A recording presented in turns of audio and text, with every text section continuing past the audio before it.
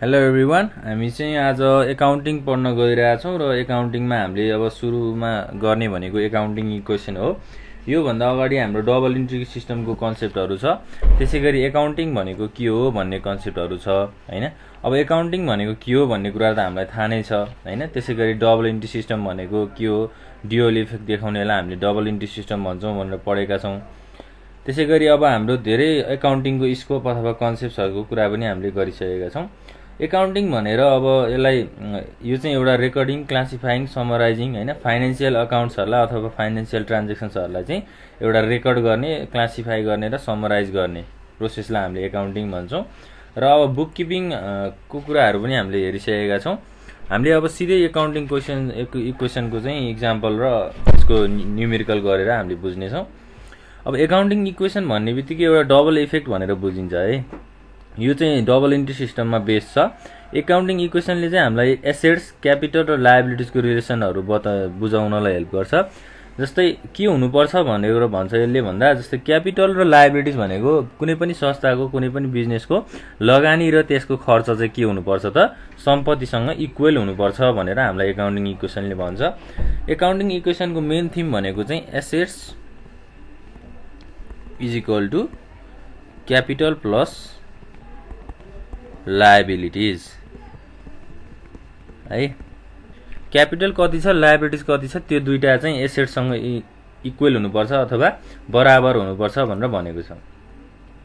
अब क्यापिटल भनेको के हो त, एउटा ओनर्सले लगानी गरेको पैसा है, ओनर्सले पाएको। जस्तै सोल ट्रेडिङ कन्सर्न र पार्टनरसिप फर्ममा के हुन्छ त, total of capital and profit is termed as capital भनेको आम्दानी भएर फाइदा कति रह्यो र त्यो अर्गनाइजेसन चलाउनको लागि कति पैसा लगानी गरिएको छ, त्यो कुराहरू चाहिँ क्यापिटल हो भनेर बुझिन्छ। अब एकाउन्टिङ इक्वेसनको प्रिन्सिपल्स भनेको पनि त्यही हो हैन। यसले चाहिँ अब इक्वल हैन, टोटल आउट लायबिलिटिज र क्यापिटललाई चाहिँ एसेटसँग इक्वल बनाउने कामहरू गर्छ।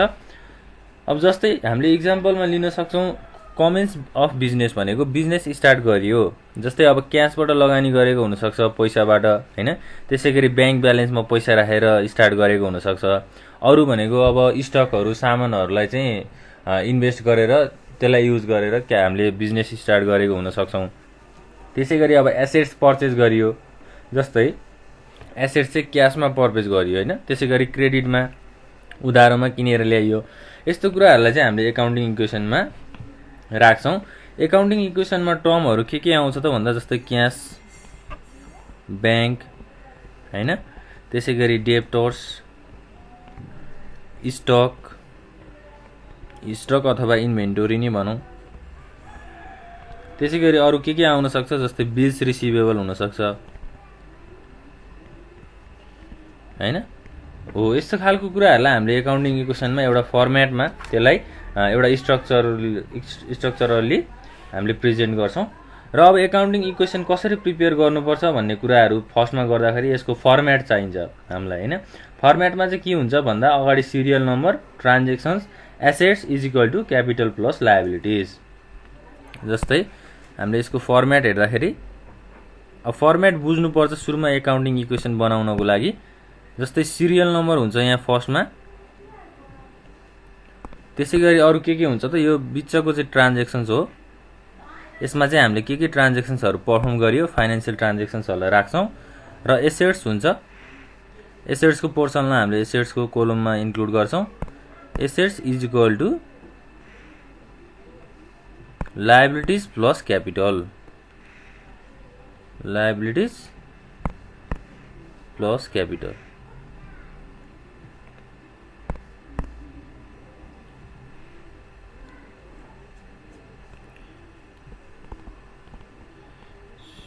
Serial number, assets, sorry transactions है हाम्रो यहाँ, transactions, assets is equal to liabilities plus capital. यसरी चाहिँ हामीले एउटा एकाउन्टिङ इक्वेसनको फर्मेट बनाउँछौँ। र हामीले हेडिङमा एकाउन्टिङ इक्वेसन भनेर जहिले पनि लेख्नुपर्छ, यसरी हेडिङ बनाउनु पर्छ है। ल अब यो चाहिँ एउटा फर्मेट भयो। अब हामीले एउटा न्युमेरिकल गरेर त्यो यस्तो खालको फर्मेटमा हामीले ट्रान्जेक्सन्सहरूलाई कसरी रेकर्ड गर्छौँ भन्ने कुराहरू बुझ्छौँ। ल अब हामीले माथि दिएको क्वेसन्सहरूलाई चाहिँ यो फर्मेट अनुसार एकाउन्टिङ इक्वेसनको ट्रान्जेक्सन्सहरूलाई रेकर्ड गर्नु पर्यो। जस्तै हामीलाई के भनेको छ, फर्स्टमा Ram started business with cash ₹50,000। रामले चाहिँ बिजनेस स्टार्ट गर्दाखेरि 50,000 लगानी गरेर बिजनेस स्टार्ट गरेको रहेछ भनेर भन्यो है। अब ए नम्बरमा हामीले के लेख्नु पर्यो त, Ram started business with cash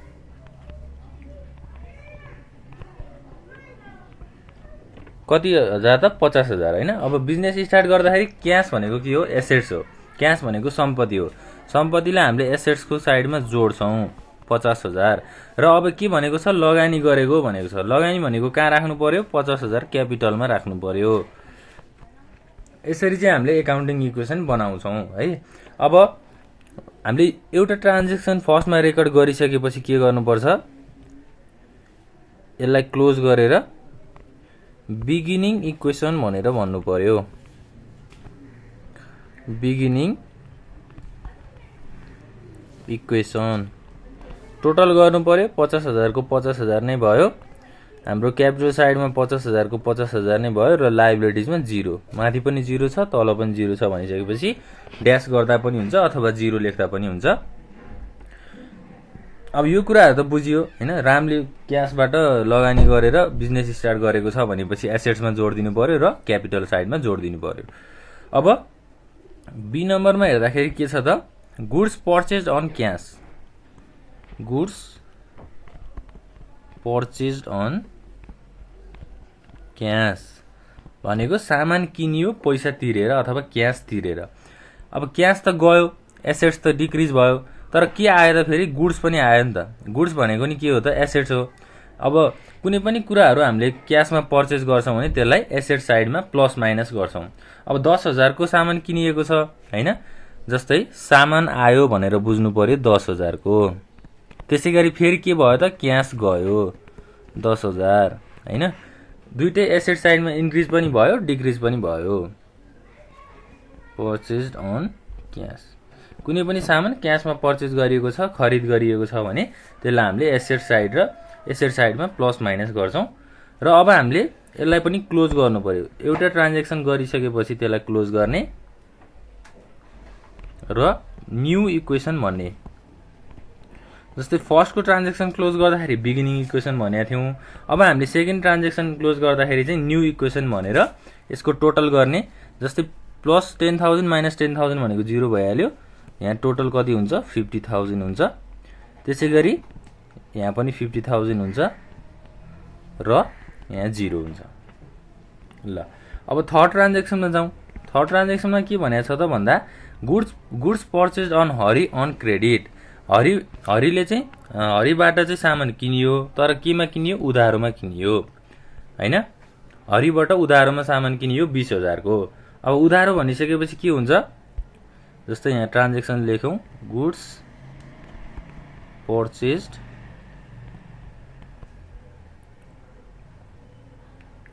from Hari होला सायद है। यो अन हरि हैन, फ्रम हरि हो। फ्रम हरि, हरिबाट सामान किनियो अन क्रेडिट भनिसकेपछि अब उधारोमा भनिसकेपछि के इन्क्रिज हुने भयो, लायबिलिटिज इन्क्रिज हुने भयो। लायबिलिटिज भनेको के हो, पेएबल हो है। तिर्नुपर्ने भनेको कहाँ इन्क्लुड हुन्छ त, लायबिलिटिजमा इन्क्लुड हुन्छ। हरिले सामान कति हजारको किन्यो, 20,000 को भनेपछि सामानलाई हामीले एसेट साइडमा जोड्छौँ। सामान भनेको एसेट्स हो। अब क्यापिटलमा यो इन्क्रिज भएन। त्यसै गरी प्लस लायबिलिटिज बढ्यो, तिर्नुपर्ने पैसा बढ्यो भनेपछि हामीले त्यसलाई लायबिलिटिजमा इन्क्रिज गर्छौँ अथवा एड गर्छौँ। अब फेरि क्लोज गर्ने, न्यू इक्वेसन लेख्ने। नयाँ फर्म भएको इक्वेसन कति छ, 50,000 प्लस 20,000 भनेको 70,000 भयो, इज इक्वल टु 50,000 प्लस 20,000। ल त्यसै गरी डी नम्बरमा जाउँ। अब डी नम्बरमा गुड्स सोल्ड फर क्यास भनेको पैसाको लागि सामान बेचियो, पैसा लिएर सामान बेचियो भन्यो। अब यहाँ के भयो त, यहाँ पनि पर्चेजको जस्तै कुरा आउँछ, खरिदको जस्तै कुरा आउँछ। किनभने हामीसँग भएको सामान हामीले दियौँ, तर के भयो त फेरि क्यास पनि आयो नि। क्यास भनेको पनि एसेट्स हो, आफूसँग भएको सामान भनेको पनि सम्पत्ति हो।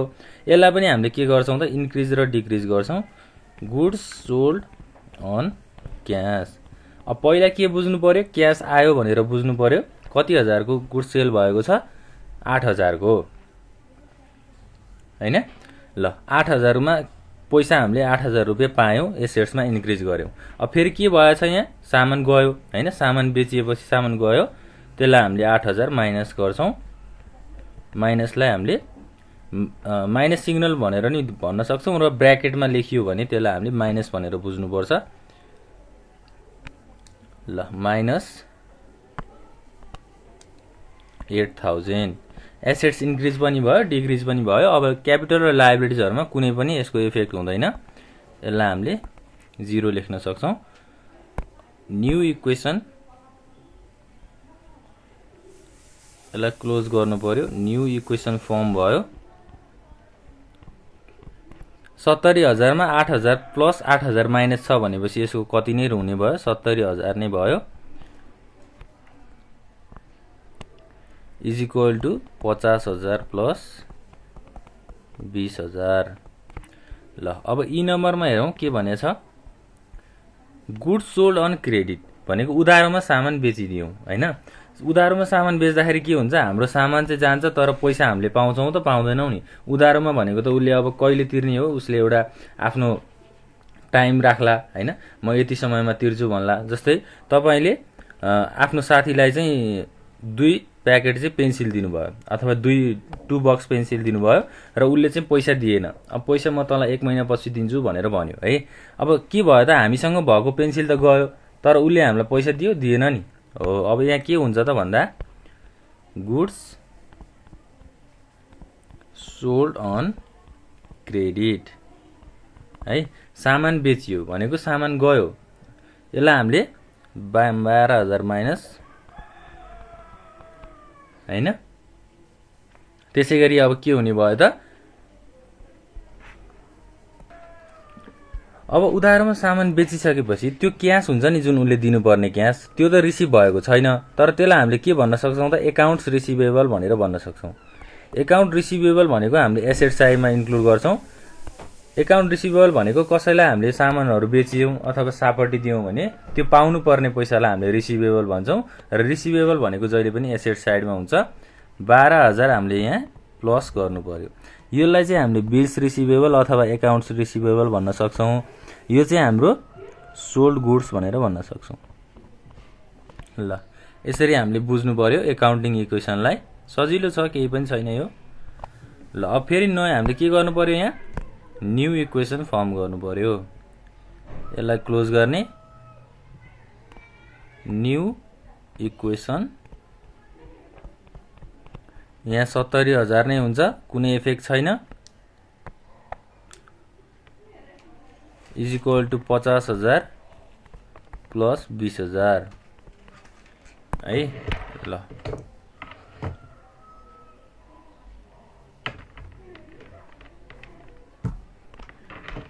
फेरि एफ नम्बरमा जाउँ। एफ नम्बरमा के भनेको छ, पेड फर रेन्ट भनेको भाडा तिरियो हैन। रेन्ट भनेको के हो, एक्सपेन्सेस हो नि हैन। भाडा तिर्नु भनेको त खर्च हो भनिसकेपछि अब हाम्रो एसेट साइड त डिक्रिज हुने भयो, किनभने हामीले क्याश 4,000 रुपैयाँ चाहिँ पैसा रेन्टको लागि तिरेका छौं भनेपछि सम्पत्ति पनि घट्यो, हाम्रो क्यापिटलबाट लायबिलिटी क्यापिटल पनि घट्यो है। अब बिजनेस स्टार्ट गर्दाखेरि भाडाहरु तिर्नु पर्यो। अब लिजमा लिएको छ भने पेड फर रेन्ट भनेको क्याश गयो, एसेट साइडमा डिक्रिज गर्नु पर्यो माइनस 4,000। त्यसैगरी क्यापिटल साइडमा पनि हामीले के गर्नु पर्यो, डिक्रिज गर्नु पर्यो माइनस 4,000 प्लस लायबिलिटी साइड भनेको 0 छ। अब फेरि न्यू इक्वेसन,